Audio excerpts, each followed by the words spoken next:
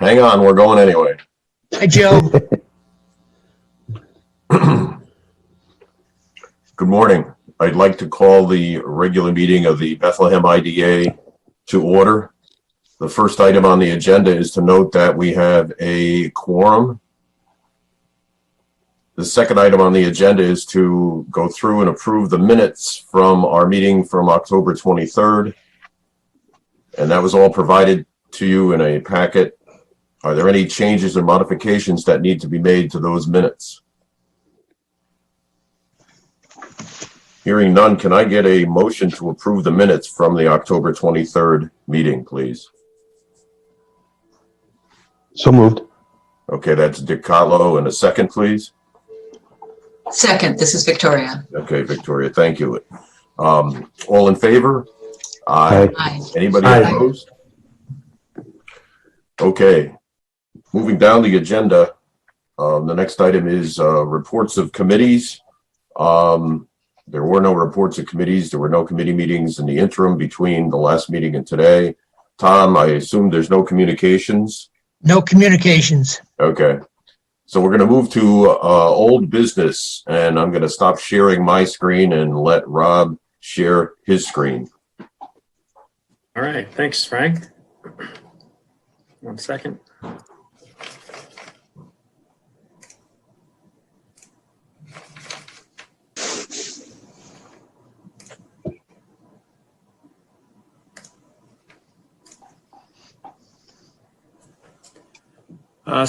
Providing the board an update on the comprehensive plan update.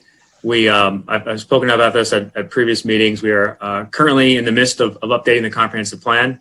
The last comprehensive plan was completed in 2005, and so it's certainly appropriate now, 15 years later, to really take another look at the plan, identify our needs and opportunities, and put together some recommendations on how we want to move forward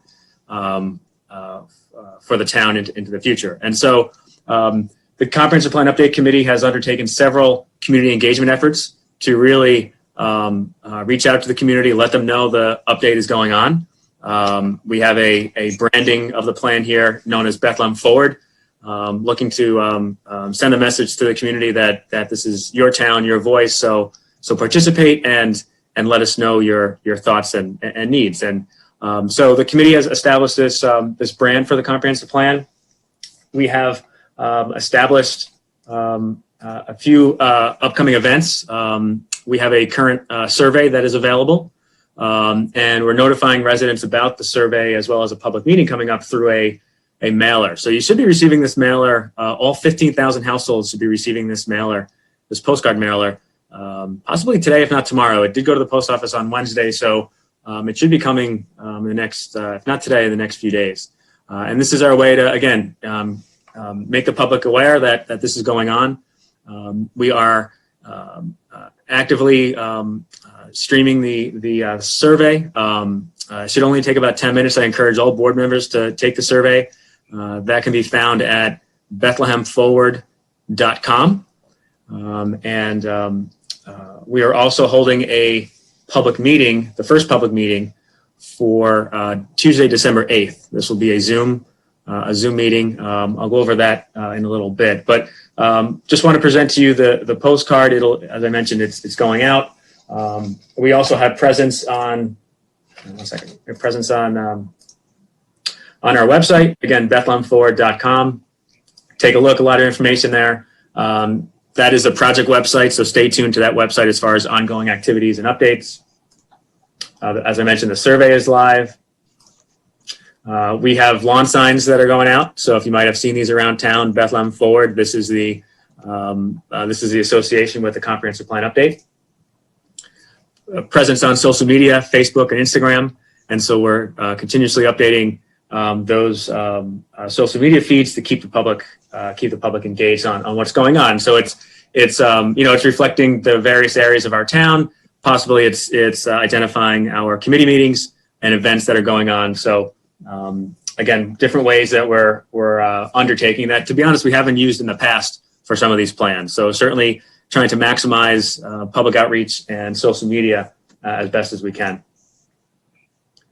The December 8th public meeting, again, will be held via Zoom. Registration will be needed. We'll get that registration link up on the website shortly. And we've done a few of these meetings prior to the pandemic. We held a series of community forums in all of the hamlets in town. And we heard general discussions on needs and opportunities on these various topics. And so what we're looking to do now is dig a little bit deeper into these topics that were, quite frankly, widespread topics, regardless of what hamlet you live in, whether it's North Bethlehem or Selkirk or South Bethlehem or Glenmont. These topics were common themes that we saw through those previous community forums. And so we have 6 topics here. Some of them have some overlap, but the thought here is that through the Zoom meeting, folks will be able to move into what's called rooms. So we can isolate folks to different rooms, recognizing the issues of meeting in public with the pandemic. We are, certainly trying to embrace technology and keep the project moving forward. And so the breakout rooms should be very helpful to us. I would encourage board members to sign up, participate, sit in on the economic development room, but also sit in on other rooms and really give your feedback as you see appropriate. So that's it for the comprehensive plan. A lot going on with that committee.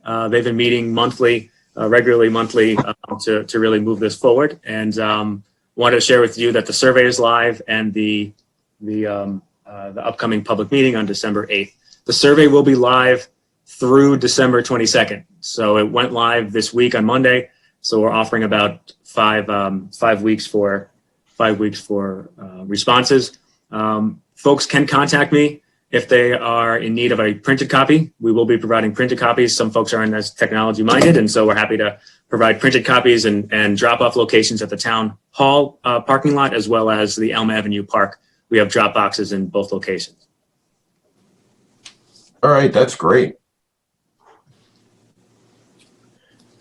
And then as far as the planning board goes, we are at Tuesday's planning board meeting. The board approved Burt Crane and rigging at 1381 River Road.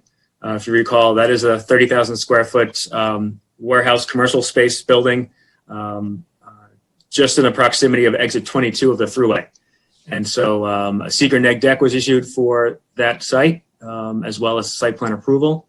The board did, I believe, receive an application from the IGA board, received an application from Burt Crane earlier this year. I know there was a presentation, probably was back when we last met live. Yeah, it was. In person. So that's good news as far as that project. I think that helps to advance the IDA's activities for potential benefits to them. And that's all I have. Okay. Happy to answer any questions or listen to any comments. Rob, I just wanted to say that looks great, and the social media piece is really important. So, great job. Yeah, thank you. Yeah, a lot of help from planning staff, as well as we do have a consultant who's helping, but a lot of the community engagement efforts on the day-to-day side really fall on planning staff, and so they've done a great job in getting all that done. Yep. Have you been able to get another economic, or are you even looking for another help with coordination or more staff for that? Yeah, it is in next year's budget. I expect to start that outreach early next year. All right. Rob, this is Dick. Just anything I can do to help, feel free to contact me. I'm at your service. I'll gladly lend a hand, whatever you may want. Great. If board members are interested in a lawn sign, let me know. Well, we can make it one way. We can make one your way. We're trying to, again, spread that message about the comprehensive plan update going on. So want to reach all areas of the town.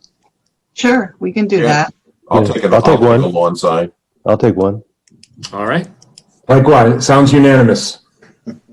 Sounds great. I'd like to ask a follow-up question on Burt Crane. It's certainly good news that they're coming back and coming through the process. So thank you very much for that update. The application did come in close to a year ago. If you could reach out, or someone could reach out and just confirm that nothing material has changed, I think we want to know that we've got the most up-to-date, and I'm I'm sure that we already do, but let's check on that and make sure that we're looking at the right information. Was there a pilot applicant? Like, was there anything that was coming before us? Yeah. Yes. Oh, They've filed an application for financial assistance a year ago, more than a year ago. okay. I'll just and grab a copy of it and It's read been it. suspended, pending their seeker process, which has just been completed. They submitted a new application. This Burt Crane will be on the agenda for the December meeting for approval of financial assistance. Okay, I'll just grab that from you and copy that and read it because I hadn't. We're going to put out You'll to get all the it. members everything that that we have with regard to the most recent application, which just came in just about a week ago. There's some modifications to some of the numbers in there. We are going to put together the CGR economic analysis with the new numbers. You'll get everything that we did the last time this was before us. And we've already gone through the public hearing. We've already gone through a meeting to discuss the merits of the project. But we're going to resend everything that we have with new numbers. So it's the most up-to-date information possible with regard to this project. Great, thanks. Thank you. Is it sufficiently different that it would trigger the need for another public hearing? No. No, it's basically they've reduced the size of the project by about $100,000. So that And doesn't so- require a new hearing, Right. according to Joe. Thank you. Yep. Excellent. So that'll be before us at the December meeting to make a decision on financial assistance for that particular project. Okay, let's move down to the financial statements. Okay, we have the financial statements for the month of October 2020. Statement of net assets, our cash accounts total $430,204.31. Other current assets, fee receivable, $16,019.94. That was the most recent quarter for the PSEG energy reimbursement, and in fact, they've since paid that. We also have a prepaid expense of $320.84. So total other current assets $16,340.78, giving us total current assets and total assets of $446,545.09. Liabilities include accrued expenses of $19,046.31. That's money that we owe for the second half of our service agreement with the town, plus the prior month's approved PPE grant amounts. So our total liabilities are $19,046.31, giving us net assets of $427,498.78, and of course our total liabilities and equity of $446,545.09. Coming to the statement of revenue expenses, total income is $55,203.09. This month we did recognize the last quarter of the PSEG of $16,000 and change. Expenses, salaries and wages are $24,284.04. Contractual expenses $59,880.62. Employee benefits $54,44.52. Giving us total expenses of $89,609.18. Year-to-date deficit of $34,406.09. We had interest income year-to-date of $15,083.16. And then the grants for economic development year-to-date, we've approved $55,28.77. So our net other income and expenses, expense or deficit of $39,045.61. Our year-to-date loss is $38,351.70. We compare the actual to budget on our third report. You can see that, fee income is a little bit ahead of variance. That'll leave it out at the end of the year. Unless we get another source of income, we'll be right around budget on our regular fee income. And our PSEG energy reimbursement is slightly ahead of the revised budget figures.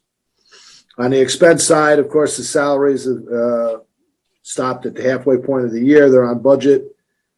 Contractual expenses were a little bit under budget. We always allow a little bit more in our budget in case there's a surprise. Like, a couple of years ago, we had some extra legal fees that were able to cover that. And employee benefits, we'll wait to the end of the year when we get the final billing on the town, see if that adjusts. So year to date, we are $7,158.12, better than what we had budgeted. Are there any questions on the financials?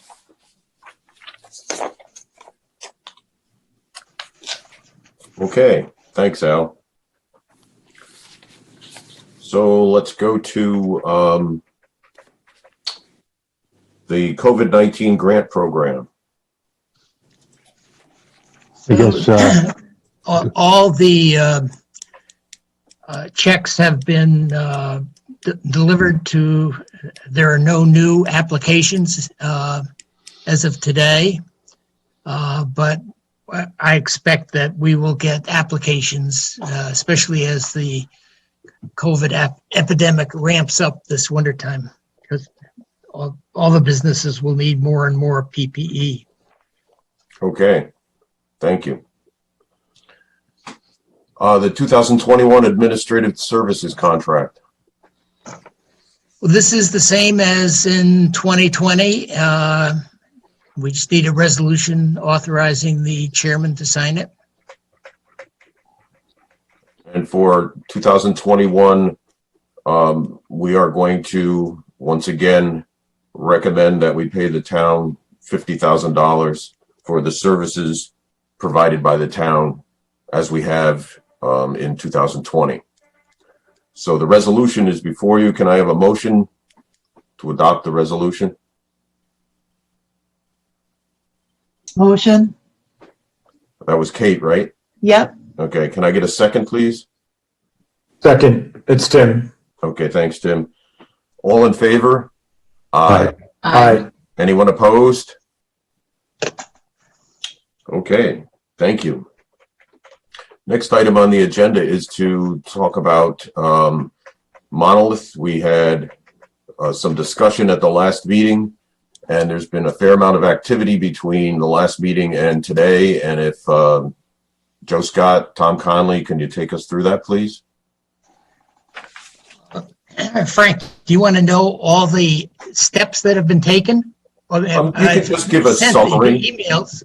Yeah, you emailed out exactly what was going on and what you've done. You could give us a quick summary as to what you found out and what you've done. Well, before the October meeting, we had terminated financial assistance by giving notices of default, passing resolutions, and that had the effect of putting the property back on the tax rolls. We also went through a recapture procedure, which allowed us to legally notify the company that it had to repay financial assistance that they'd already received, a total of $54,000 in mortgage recording tax and sales tax. We also notified them that they had to repay legal expenses of about $10,000.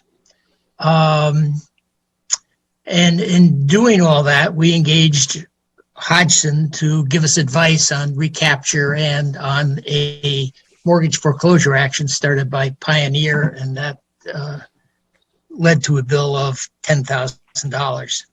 After our discussion at the meeting in October, I rebuild the company for the $54,000 and the $10,000 of expenses. I tried phone contact. I eventually talked to the receiver.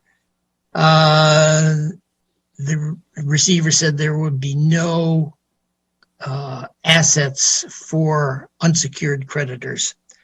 I sent a letter to the receiver saying that the $54,000 were taxes that had priority.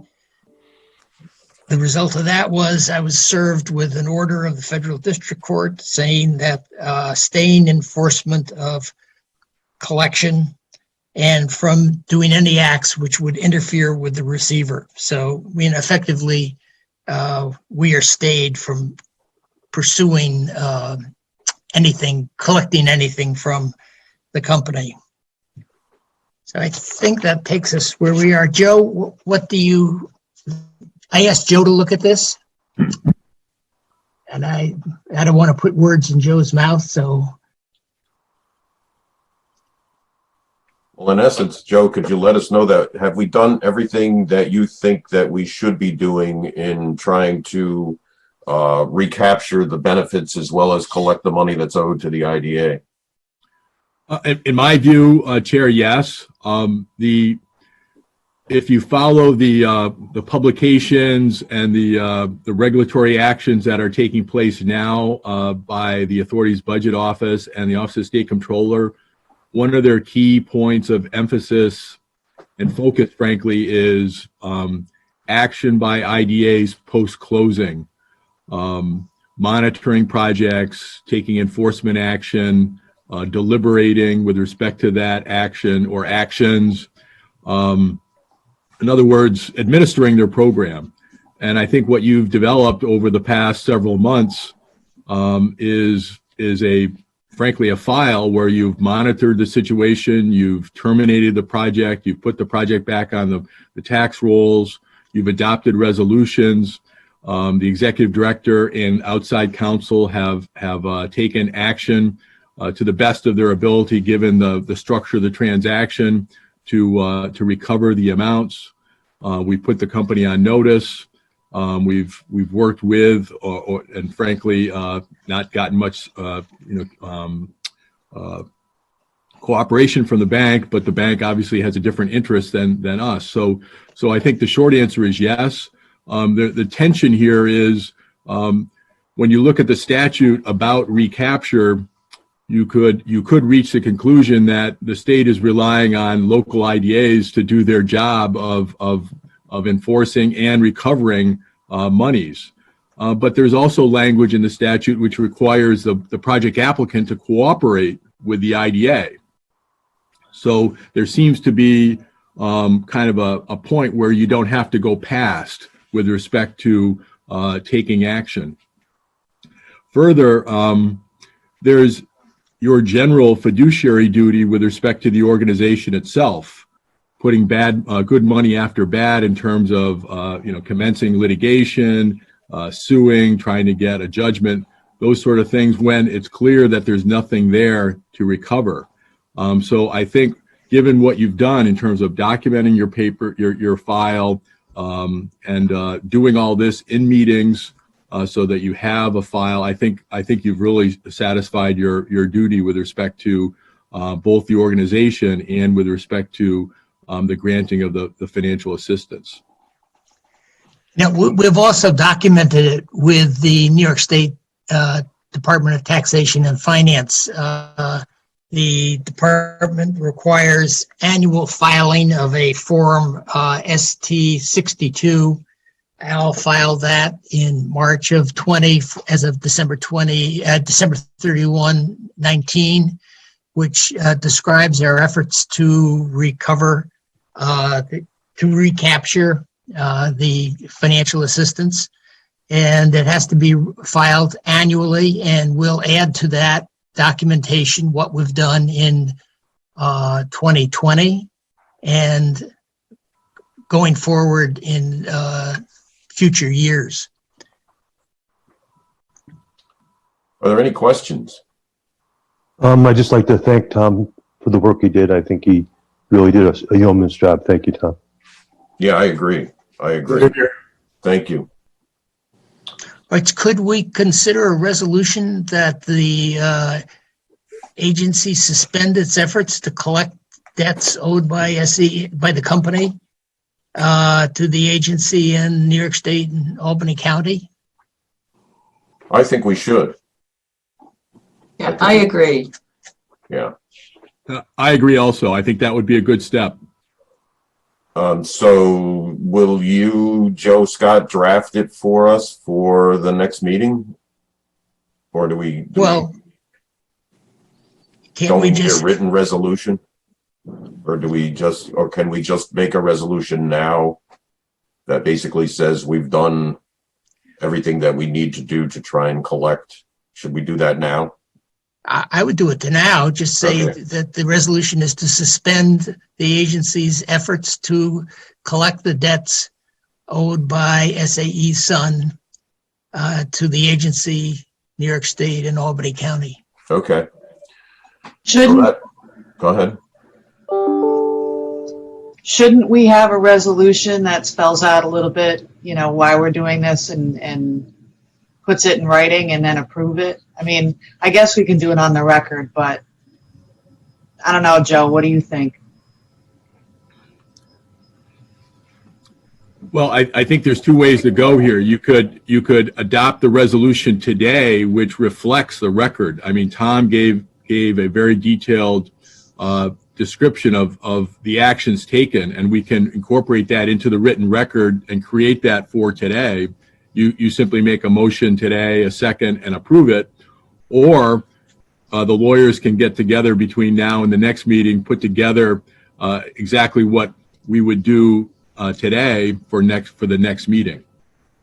Yeah, I can put what my oral report as a preamble to the resolution, which will describe the reasons why we're doing it. And I would suggest we do it today.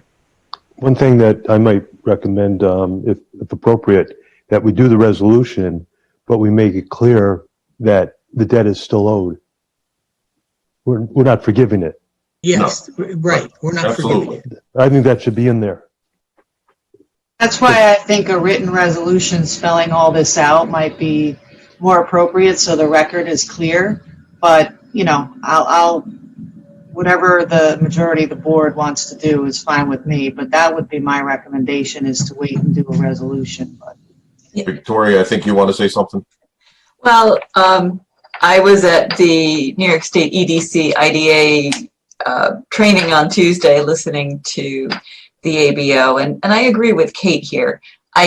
Given all of the work that Tom has done and that Joe has done, we do have a very good record, but something very brief and very clear, but written to cap all of the work that's been done, I think would be beneficial, because someone could come back and look, and everything that we're talking about today, everything that's been done, a clear resolution, I think is going to provide a good and clear end point.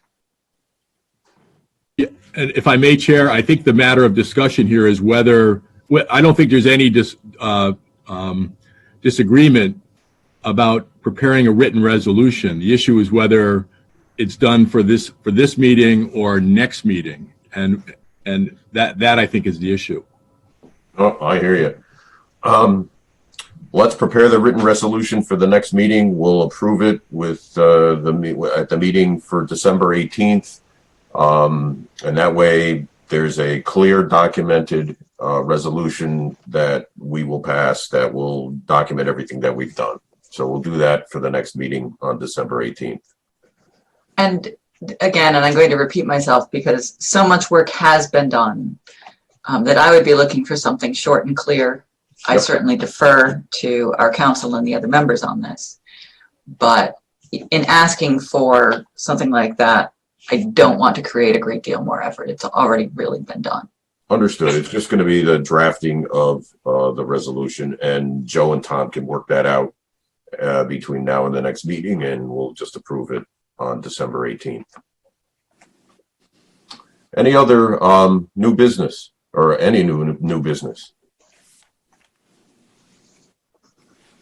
Okay, a reminder, next meeting, Friday, December 18th, 2020.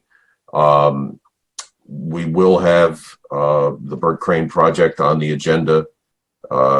Between now and then, you will receive a lot of documentation with regard to that project, the updated application and financial analysis. So between now and then, got a lot of homework to do to be ready for the meeting on December 18th. Can I ask, maybe I'll be the only one asking this, but since it's going to be a pretty comprehensive package, maybe could Robin put together paper copies for each of us to pick up at town hall or mail them to us so that we have it in print? Yeah, I'm sure she can do that. Robin, are you on? Well, we'll make sure that Robin gets the message and puts it together, and she'll send out an email when the package is ready. Thank you. Yep. Can I get a motion to adjourn? So moved. Can I get a second? Second. All in favor? Aye. Hi. Aye. Thank you, everybody. Happy Thanksgiving. Happy Thanksgiving. Great holiday, and I'll see you Friday, December 18th. Yep. Thank you.